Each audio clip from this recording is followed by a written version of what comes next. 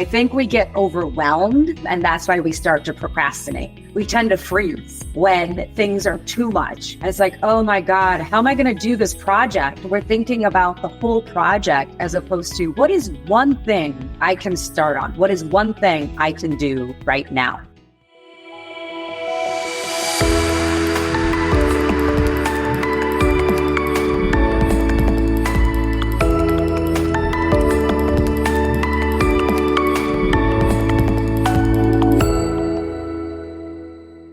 If we have this as a company norm, when we have meetings, we're going to focus and we're going to have our cell phones turned off. So when someone's looking for someone and the phones are turned off, it's an automatic assumption that they're really busy, and having that faith and trust in the psychological safety piece.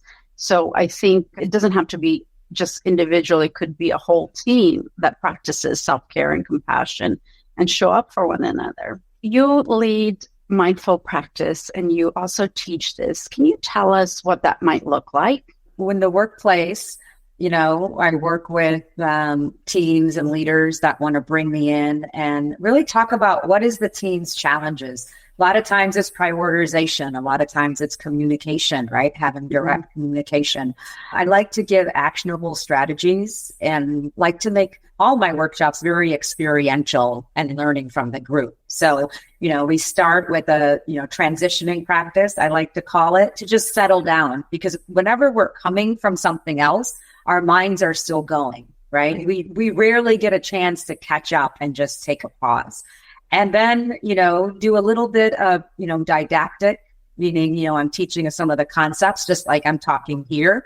And then really having the group have a discussion. I think it's important to bring the whole team in because we really learn from one another, right? And I also learn. And I think that's really important. And then just giving some takeaway strategies to practice. And I'm all about behavior change. I think a lot of this takes practice. I can talk about prioritization and everything makes sense, but how do we do it? How, right? How do we know our core values? How do we have these conversations with people? How do we slow down to speed up, right? How can we do that? How can we, maybe at the end of the day, we reflect, okay, what did I get done? What wasn't value added and wasn't serving my goals? And it's okay if we make some wrong decisions, because as long as we learn and grow from that. And so that's, how the programs look. And so we do it over a course of a few weeks so we can create small habits, nothing big. Like I said, like taking 3 breaths doesn't take any time. And to your point, mindfulness doesn't have to look the same for everyone. It really is very different for each individual person. So what are some of the strategies for prioritization of tasks that you can suggest? How can we improve productivity? Some of them I've already, mentioned, such as just knowing what's important, what are the goals and what's contributing to those goals, right? And then that becomes your priority, right? Some are long-term. And so we kind of schedule those out. For instance, if we have a system implementation, right? So we know that's a priority and we kind of schedule that out. And then we have, things that come up. Like in this world, we have fire drills every day. I faced it all the time.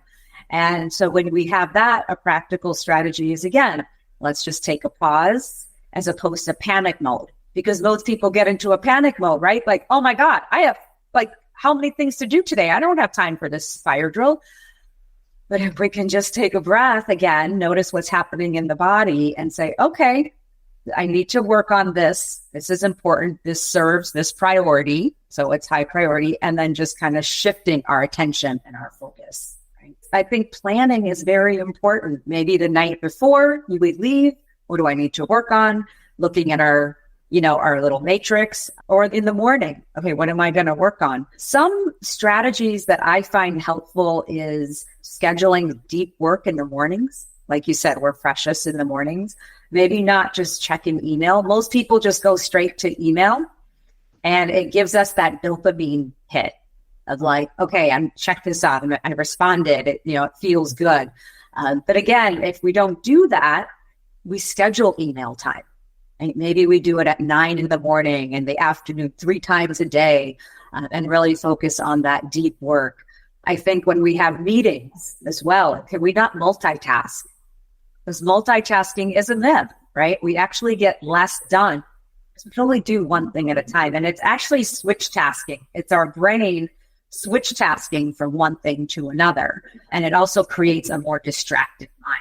Mm-hmm. So can we not be multitasking, writing an email while we're in a meeting, right? Responding to a Slack or Teams message as well. Other things are simple things like scheduling in performance breaks throughout the day. So going for a walk, maybe not necessarily being on social media. Many times we'll get on social media as our break, but can we get away from our desk and just step outside? Nature does wonders for our focus and calmness, right? And in that kind of being mode, we actually can be more productive. We're giving our brain that break. So those are some strategies that we practice slowly. It doesn't take much, but it does. We're habitual beings, right? It's hard to change habits, but through neuroplasticity, we can change our brains to learn different behaviors. And I think it's that the time and pattern change that you're speaking about. I remember giving up a cell phone or going from checking emails all the time. We're also training others of what to expect from us, like a quick response. And if they don't receive that quick response, now we're creating this dependency. So having something like, I'm going to check my emails 3 times and you will have faith and I will get back to you. And I think that creating some of those balances or waiting time is really respectful to self and others and creating some boundaries. So how can we make better decisions more quickly and effectively? When we are making decisions, if we use our, kind of visualization of our matrix, and if we know our patterns, we can see, okay, is what I'm doing right now contributing to the most important tasks or priorities, which again goes back to our values. And when we've made incorrect decisions, again, we learn and grow from them. We give ourselves some compassion and we think, how did this make me feel? How did this multitasking make me feel? How did constantly checking my email all day and getting into this rabbit hole make me feel? And shifting them, learning from that. I'm like, oh, that didn't feel good. I feel so distracted. I feel so stressed out.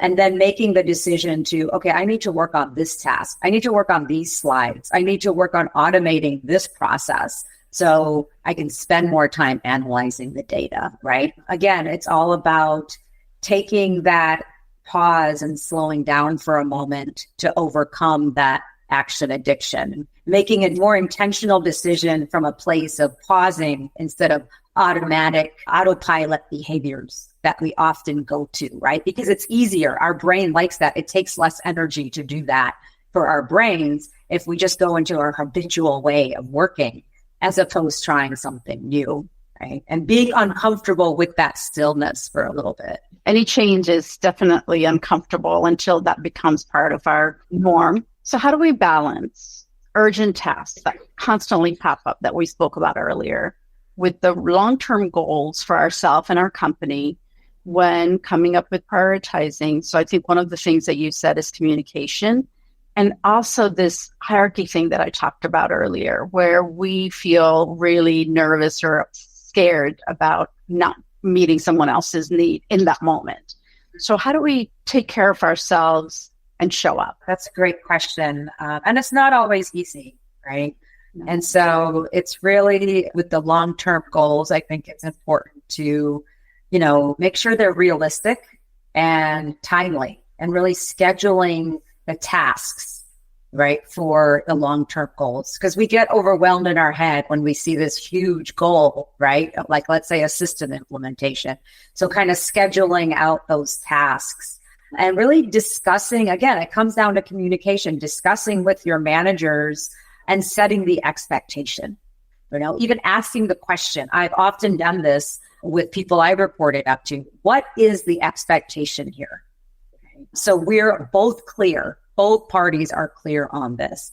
And then when urgent matters do come up, right, So I knew when COVID hit and I was in the finance department at UCSD that, that was hard. We had to redo the whole strategic plan because now everything was going online. But that was also contributing to the goal of what my department did, right? So really kind of knowing that, okay, at this moment, I need to shift a little bit, and having acceptance. I think acceptance is really important of this is how things are, right? We both said it, like urgent things always happen, whether it's at work or at home, right?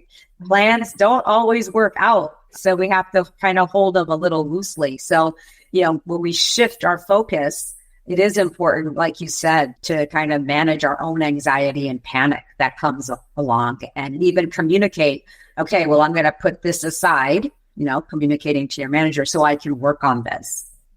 One of the things that I get challenged with personally is leading a team, and there's procrastination, and I go right into assumptions, but how do we just then move from deliberation, procrastinating to really making deliberate decisions and moving on?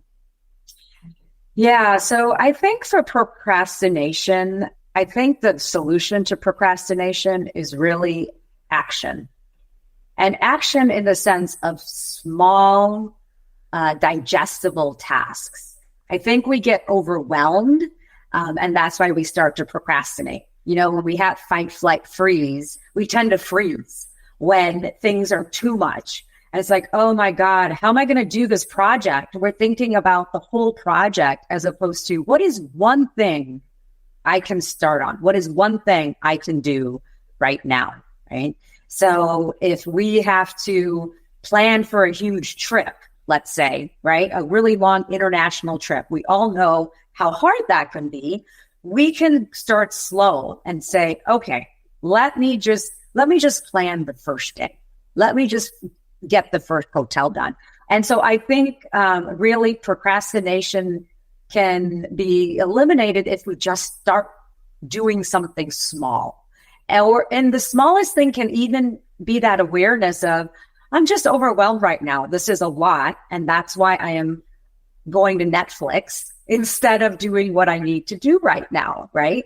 And once we can do that, we slowly put one foot. It's just like put one foot in front of the other. And before we know it, we've completed like 5 tasks going toward that goal. If you like the content of this video, please don't forget to follow.